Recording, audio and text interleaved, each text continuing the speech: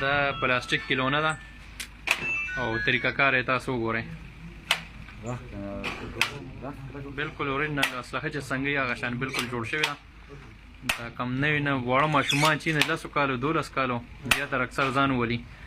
دا طریقه کار شین ورته مخکې نه چین ښودلی شوي دا تماچه ده دا ویني بالکل اورجنل تماچې په شان د هغه شان بورډ دی نو په دې باندې مکمل چین پابندي ده دا د عوامو د ماشومان چې والدین ته دا اپیل دی